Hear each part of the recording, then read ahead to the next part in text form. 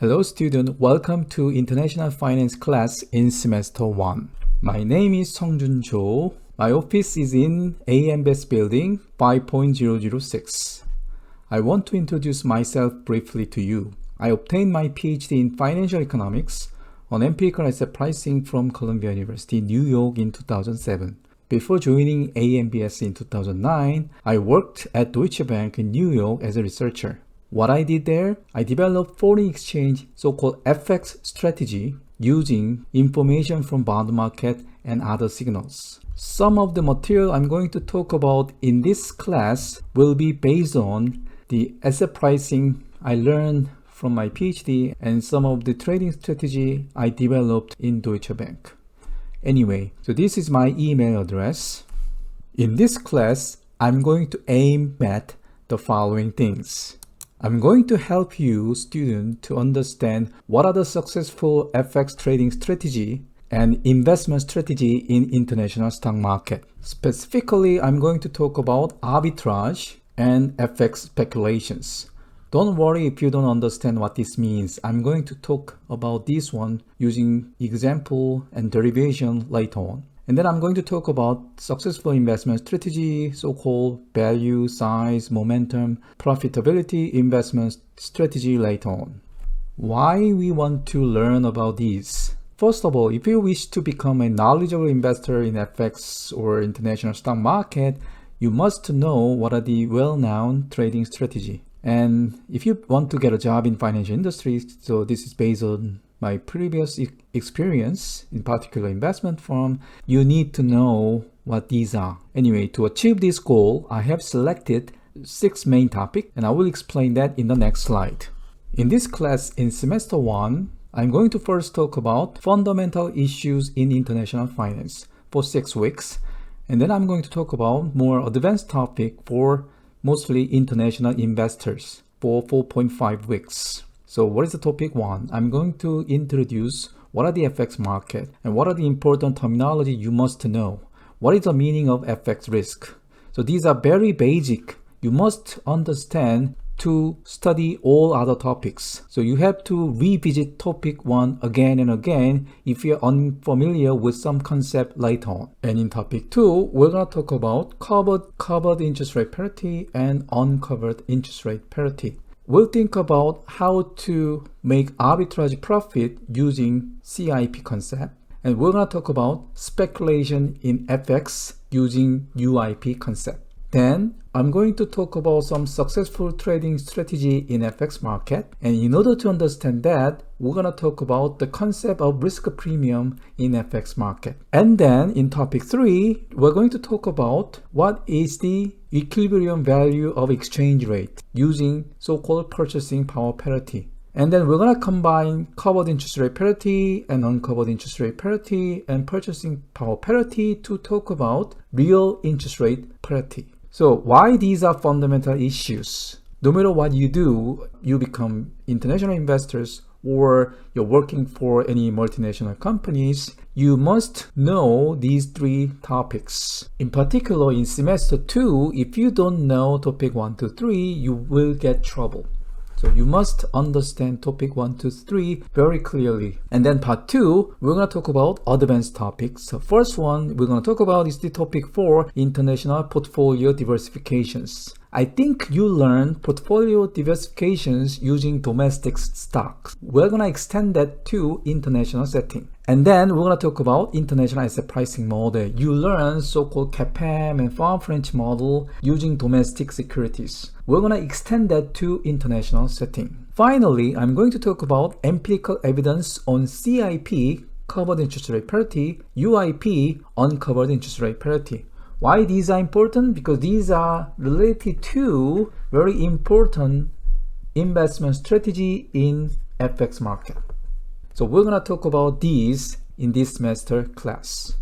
And throughout the class, I want you to imagine you are investors. You're trying to invest into either currency market or stock market or both. So we're going to talk about first arbitrage strategy in FX market.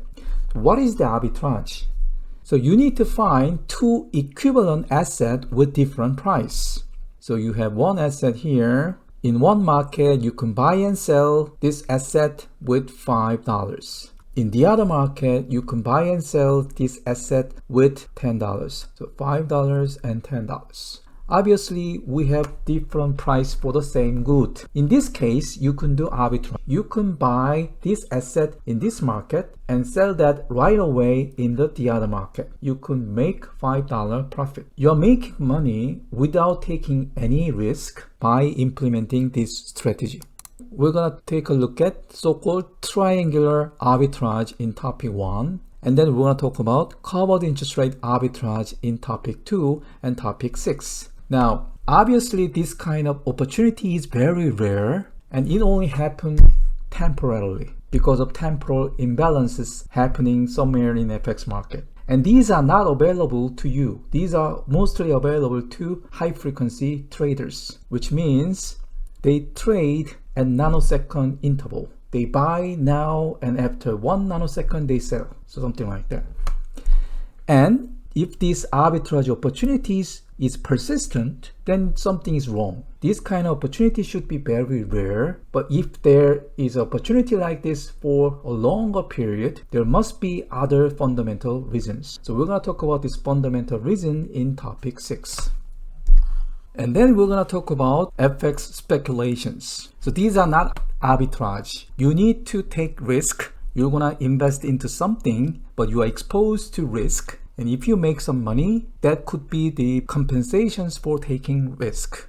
So we're going to talk about first the carry trade strategy, which means you borrow currency with low interest rate and you invest into a currency with higher interest rate. Don't worry if you don't understand this now. We're going to talk about this one, very detailed example and derivations in topic 2 and topic 6. And mostly this is a short-term trading strategy, which means if you implement carry trade strategy, you should terminate that within few months, 1 year at most. And then we're going to talk about so-called PPP based strategy. So PPP means purchasing power parity BPP. We're gonna talk a little bit about this one in topic 3. So we usually say this is a long-term FX trading strategy, which means if you buy a currency based on these strategies, you have to terminate that after 3 or 4 years. So you have to keep doing the same strategy for a long time. And then we will try to understand the rationale behind the profitable FX strategies. So normally academics think about risk premium as a reason for this profit. So we're going to talk a little bit about that in topic 2 and topic 6. And others believe it's not risk premium. You're not getting compensation for taking risk. Rather, something is wrong in the FX market. Market inefficiency. We're going to talk about this one in topic 6. If you are interested, you can take a look at various ETF implementing FX trading strategy. So visit this place to see what are the traded ETF in FX investment. And then finally, we're going to talk about successful international stock market investment strategy. First of all, why we want to invest in international stock market? There should be some rationale for that. So we're going to talk about international portfolio diversifications as the reason for that in topic 4. And what are the popular profitable strategy in domestic stock market investment and international stock market investment? And why those strategies are providing persistent profit? In order to understand that, we need to understand international asset pricing model. We're going to talk about some international value effect, momentum effect, and other effect in topic 5. If you are interested, take a look at this website. There are many ETF available implementing various strategy in stock market. By the way, once you learn topic 5, international asset pricing, we can answer to the following perhaps interesting questions. Sometimes you want to join a very profitable hedge fund, but you need to pay a huge fee to join that fund. Then you may want to ask, do we need to pay this huge fee to this hedge fund? Is it worthwhile to do that? Or let's say you just develop a potentially profitable new strategy. Then you may ask these questions. How do I know if I have a new profitable strategy? Is this really new? Well, once you learn international pricing in topic 5, hopefully you will be able to answer these questions. I will provide some example to help you understand and answer this question. Anyway, in semester 1, for the first part of the course, I'm going to use Baker and Hardwick International Financial Management as the main textbook. You can find the electronic version of this book by checking reading list on Canvas. For the second part, there is no set textbook. You have to read my lecture slide and some selected academic papers. All the reading list and material you need will be on the modules. Now about how the course will be delivered. All lectures are gonna be face-to-face and detailed schedule is given here.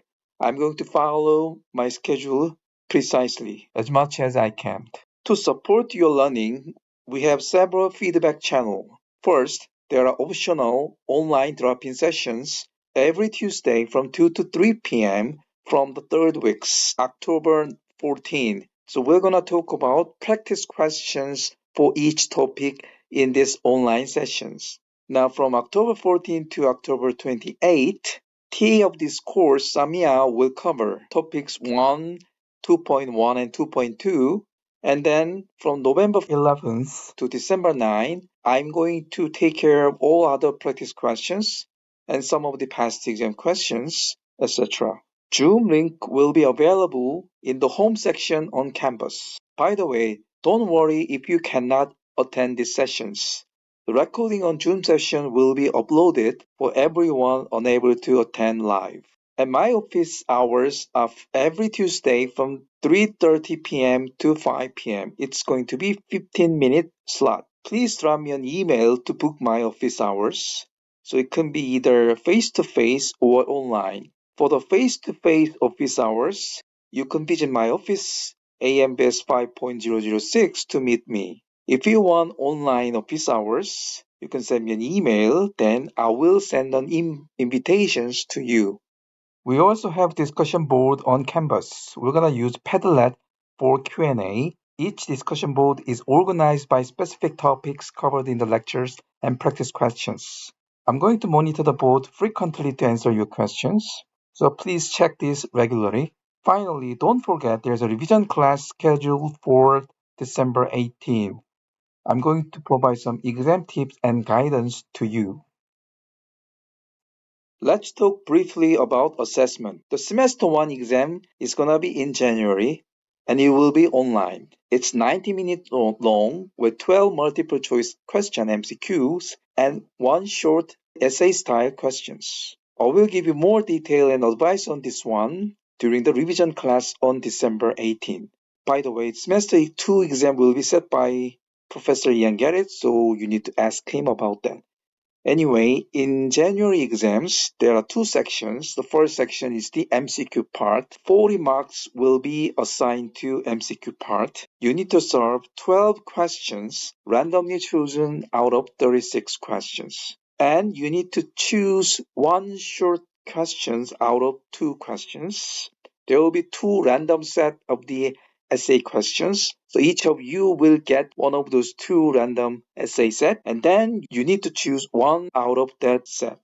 By the way, Canvas is going to be your main hub for all course materials. You will find course outline, welcome document, lecture note, both in PPT form and PDF form, and reading list and materials, and practice questions and solutions, and discussion board, assessment informations, link to lecture podcast. You will find all informations in module on Canvas.